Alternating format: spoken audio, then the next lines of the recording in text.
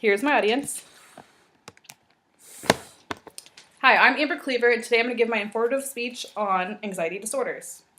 According to the Suicide and Aging Journal, 18.1% American adults ages 18 years or older suffer from some sort of anxiety disorder.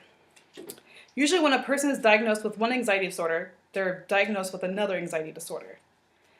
Today, I'm going to talk about a few different anxiety disorders. These include generalized anxiety disorder, also known as free-floating anxiety disorder, anxiety caused by phobias, and obsessive-compulsive disorder.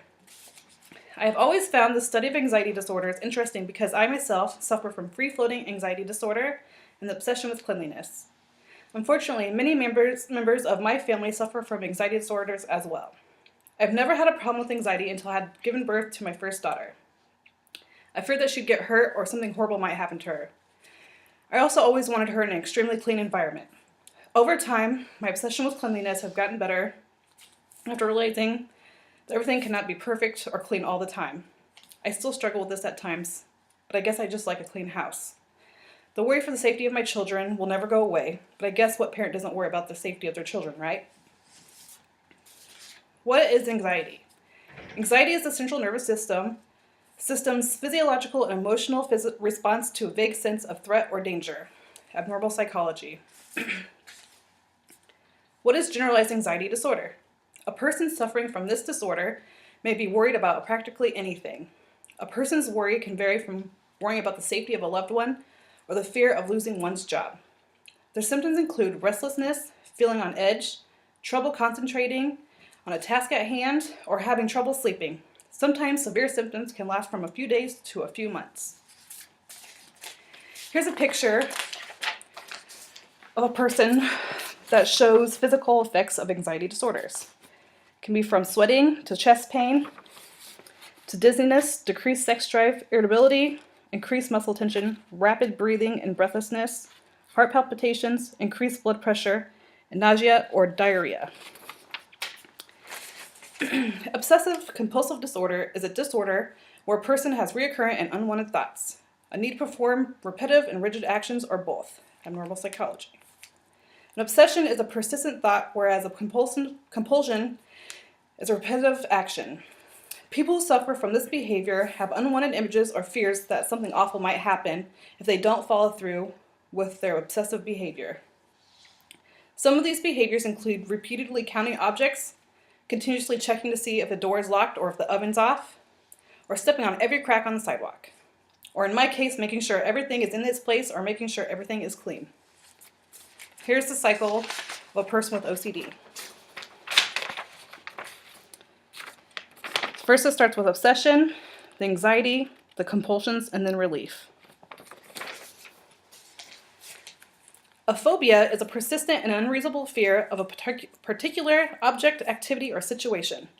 Phobias can vary from one thing to another. It is very common to have a fear of heights or a fear of clowns. I have a silly phobia of cotton. I know it sounds crazy and most certainly unreasonable, but I find it's not too uncommon. The thought of touching cotton or it touching me makes me sick to my stomach. According to the text in Abnormal Psychology, some people may have a fear of sleep known as hypnophobia or trees known as dendrophobia. These fears sound completely unreasonable to one person, but may sound completely normal and reasonable to another. Here's some fun facts about the fear of public speaking, also known as glossophobia. 74% of people suffer from speech anxiety, 73% of them being men and 75% being women. 5.3 million Americans have a social phobia. 3.2 million Americans have a fear of crowded public spaces. Public speaking is the greatest fear that people have, even greater than spider and death itself. Shorter is safer. William Henry Harrison is credited for giving the longest speech at an inaugural ceremony. The speech is compromising of 8,445 words exposed to him cold and wet, killing him a month later through pneumonia. George Washington, on the other hand, didn't stress his vocal cords, giving an inaugural speech in just 135 words. The longest speech record in the House of Commons stands since 1828. It lasted 6 hours. At any given time, 5% of the world's population aged between 5 and 50 suffer from the fear of speaking and open to others. That is why more men and women look for a solution to this fear by turning to hypnosis therapy and self-help books than any other reason. I only went through the most basic details of general anxiety disorder, obsessive compulsive disorder, and phobias. But there is so much more that goes into it and comes along with anxiety, like panic attacks and panic disorders. It is uncertain what causes these disorders. Some say childhood trauma, genetics, or even the wiring of the brain, and so much more can cause it. Most anxiety disorders are treated with medication or sometimes therapy that exposes a person to their fears.